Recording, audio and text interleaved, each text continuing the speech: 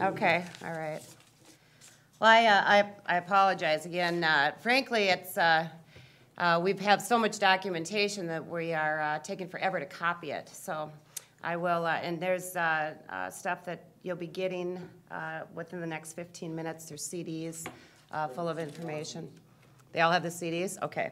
And some others. But I want to start out and say that today I filed a complaint with the Office of Administrative Hearings regarding illegal campaign practices and activities of my opponent, Rebecca Otto. She has twice violated the Fair Campaign Practices and Campaign Finance Acts. And my opponent's been making false claims about my record throughout the campaign, and I pointed this out to her 3 times now, but she's refused to stop. So I'm left with no other option but to engage in this process. Now, specifically, she claims that I only performed 10 investigations or letters of review in my entire tenure as state auditor. She claims that she did 3 times that, 32 investigations. And she says that my work essentially doesn't exist because it's not on a taxpayers funded website, which she controls. And this is exactly why this process was established. I've tried to correct this calmly and without political bombast, but my opponent has refused to be civil and correct her false statements. And further, despite being corrected many times publicly, she's point blank refused to correct those false statements and is on the record defending them. And these statements by my opponent are false. What I have in your packet, and I will be bringing, is over 200 pages of documentation. These are newspaper articles written by many of you in this room on special investigations that we completed while I was in office. What we did is went through a search of news articles to find any special investigation information that we could find during my tenure. And we found 29 separate special investigations or letters of review that were of importance enough to actually be covered by the press, 29. Rebecca Otto claims that we only did 10 special investigations. Many of the investigations she's missing were very, very high-profile investigations, as you can see from the 200 pages of press clippings before you. The Republican Party asked for the special investigation information and database last month. After Rebecca Otto started making these comments, they still have not received that information. And that's what drove us, after correcting her several times, to go through old news clippings to find the information. I think it is going to be without dispute that her statements are false, both her statement that we only performed 10 special investigations, letters of review, and the statement regarding the 3 times more investigations that she did over us. The bar that we have to establish is that she knowingly did it or she should have known. Now, as the state auditor, she has sole access to the past records. She also has a special investigation database where all of this information is held. When I served as state auditor, I had full access to Judy Dutcher's records, and that still exists. And the staff that perform these investigations almost exclusively is still at the Office of State Auditor. They are still the same people. So the work that she says doesn't exist is the work of the people that are still at the office. I think it's clear.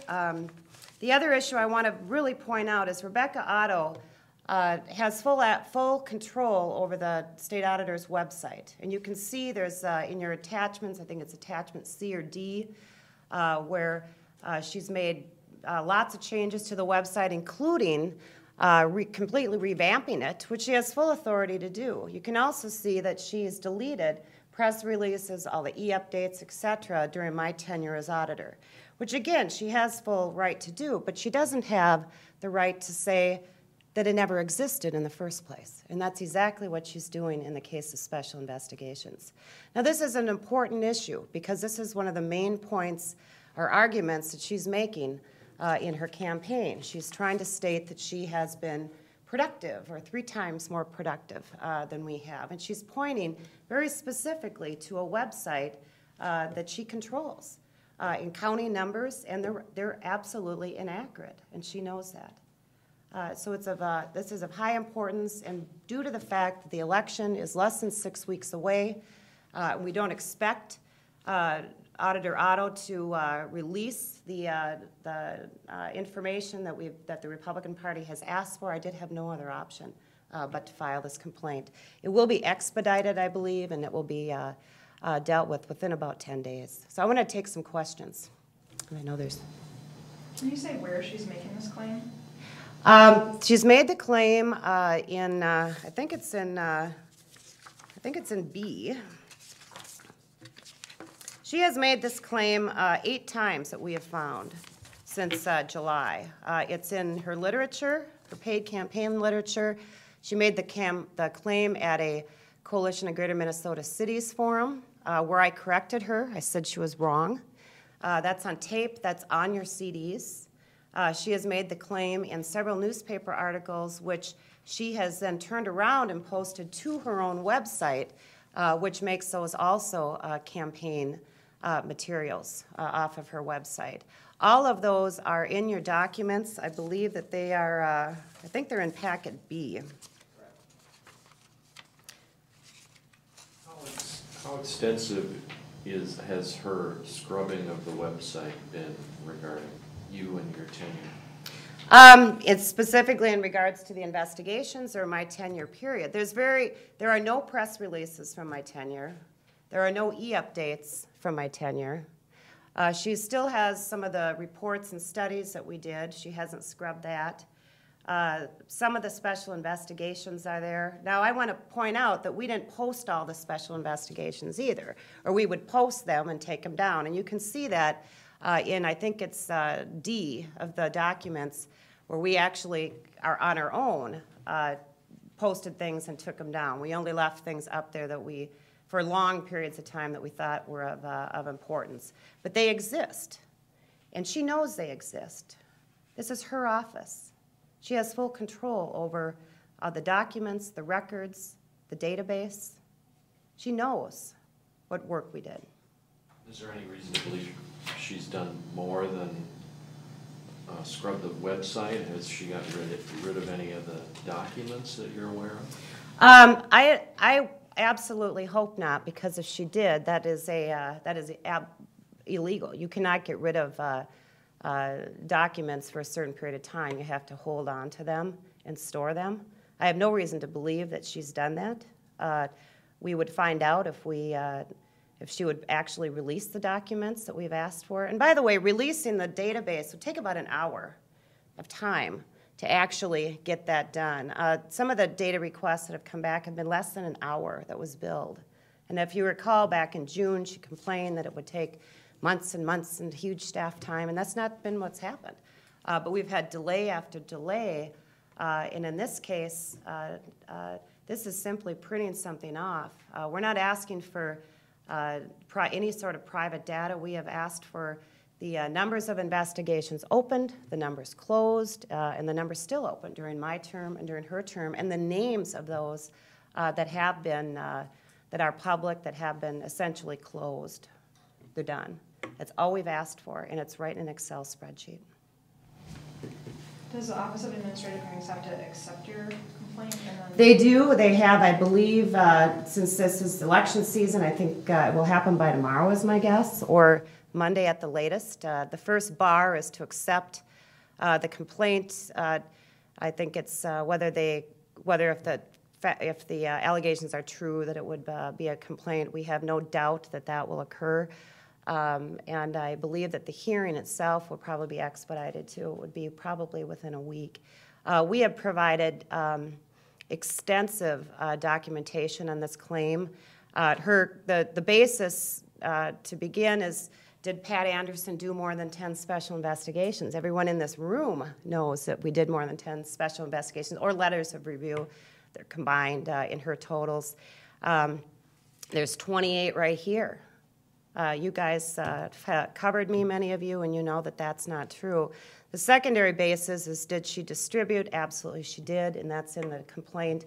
And the third is, did she know it? And I can say that for her to deny knowing nothing about what's in her own files, the extensive coverage of many of these special investigations, which she says no longer exist, things that were on the website and were removed by her, which, again, she has the right to do that. She has the right to edit the website over time, but what she is doing is pointing very specifically back from her campaign and saying, hey, here's the numbers. And she is pointing from her campaign to a public taxpayer-funded website, which is not the full record. She knows it's not the full record. It never has been the full record. And she has full control over what's on that website. That's a misuse of both the public trust and of taxpayer dollars. You said it wasn't common practice when you were auditor to put everything on the website? Right. So, and she's not, how is it different if she's not putting everything on the website from you not putting everything on the website when you were auditor? It's not. I am not complaining that she took things off the website or that she doesn't have my full record on the website whatsoever. The complaint is that she is claiming that we only did 10 special investigations, and then she points to a public taxpayer-funded website to prove her case. And she knows that that is not accurate. That is not an accurate record of what was accomplished during my tenure. I want to put it to these are times when the public is very mistrustful of government. I think they think most politicians, lie and cheat and will steal their way into office. And the state auditor especially needs to be way above any of this. The state auditor needs to be the person that the public can trust. And instead, she is manipulating public data, essentially, for her own campaign purposes and lying about her opponent's record. And she's done it before. I think most of you are aware that she was indicted back in 1994, or 2004, for false campaign practices against, in her legislative race. So this isn't the first time. During the Winona debate, you said that the state is mandated to pay for infrastructure such as building roads and bridges. We talked to the Hamlin professor who practically wrote the book on that, and he denied that the state is actually mandated to pay for roads and bridges. Can you show us or tell us where in the state constitution the state is mandated to pay for? I don't know if I said mandate. I said it was one of the main functions of government. And it is one of the main functions of government. It's in the state constitution about a road system. I don't remember the exact clauses, but it's in there. And so to me, that is a main function of government, is infrastructure. It's in there, it's education. It's in there as state, I think it's state aid or highway, or I can't remember the exact wording. But that is one of the main functions of government. I don't think I said it's mandated. It is mandated that the state have a road system. I think it's I don't remember if it's county aid. I can't remember exactly because I don't have the Constitution in front of me. But that's in there. So, thank you. You wanted to correct your false statements. Exactly how would you like to do that? Well, first of all, it's all over everything she's ever done, including press stories. It's on all of her literature. It's on her website in several places. It's in the public forum with the debate. She put the debate on her website, which makes that then campaign material. As soon as you take something like that and put it on a website, a campaign website, it becomes campaign material. She needs to not only correct that, but I think she needs to issue an apology to the citizens of Minnesota for this behavior. Auditor, is this race more contentious than the last race you were in? Absolutely. You know, I've had many races in my career as a mayor and a council member, and very few of them were contentious, or they were contentious on issues, and it was about issues. And I think we need to be debating issues. And we don't need to be lying about somebody's record or trying to manipulate government websites and pointing to that when you know what's wrong. In 2006, it was contentious on the part of her, as she never crossed the line like this. She would make claims that we had millions of dollars in errors when she knows it's a typo in the back of a report, done by the same staff, by the way, that's there. And I want to also point out that there's been a whole bunch done under her tenure, too. And there was under Dutcher, and there was under Dayton, and there's going to be, because anytime you're doing hundreds of reports and audits every year, there's going to be something that has to be corrected. That is just the nature of it. But I accepted that because she never crossed the line. It was a gross exaggeration and misrepresentation of the truth, but it wasn't an out lie where she is manipulating also things related to taxpayer funds. This has gotten to the level that is unbelievable. And 3 times, I want to point out, I have corrected her. I have told her that's wrong. Once in person at the forum that you're talking about. And that's on your CD. Once I did it in a newspaper story that she posted to her own website so she knows what I said. And the last one was with a newspaper reporter that brought it up on Monday, I'm guessing, with her, and she turned around and put something on her website. So she knows. She knows that at least there has got to be doubt in her mind, which is the standard for these complaints, that it's inaccurate. And frankly, if she asks any one of her staff, they will tell her it's wrong. It's their work that she says doesn't exist.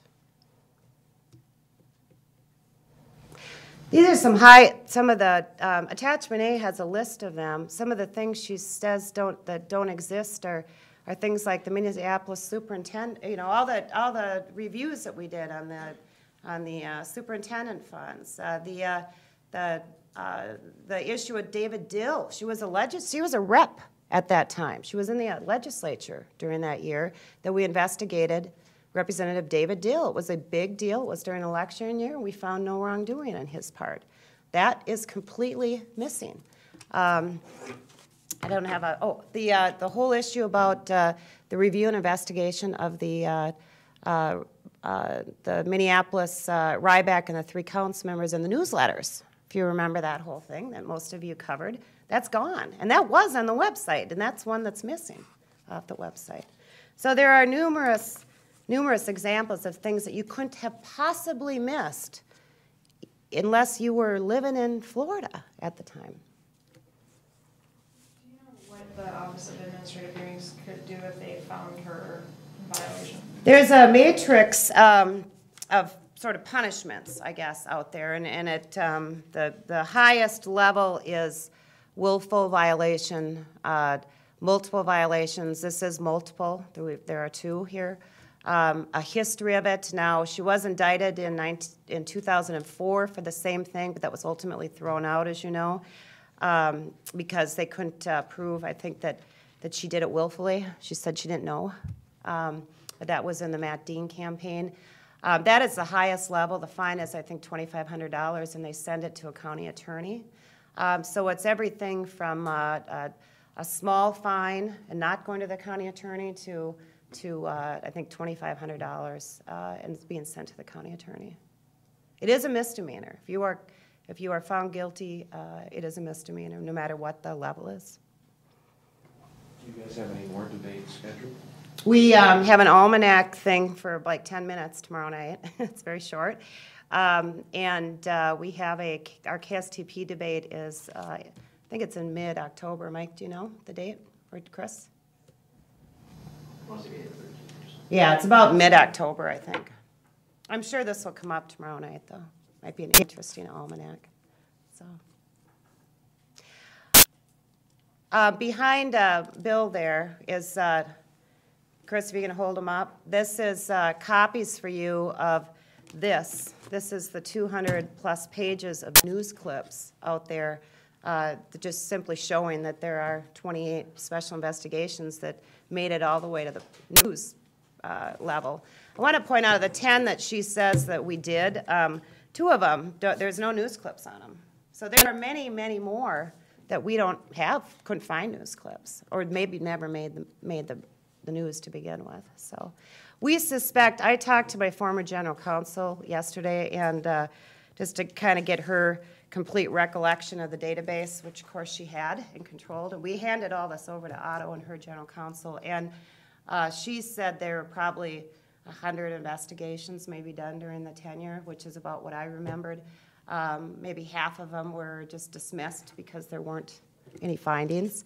That information is all there, but there are probably at least double what we found, or close, that actually rose to the level of letters of review and or investigation, which Otto puts letters of review. Probably double what we found, she thinks. Again, we don't know because Otto hasn't released the information. And we don't believe that she will. Now she will probably have to with this hearing, but she hasn't released the information. It was asked for last month. And it's a very simple thing to do, but it's, you know, why would she release it when it nails her? So, any other questions? Okay, you can please take a copy if you want of the press clippings, since they worked very hard to copy them, and that's why we were late. And all this information will be posted on the website.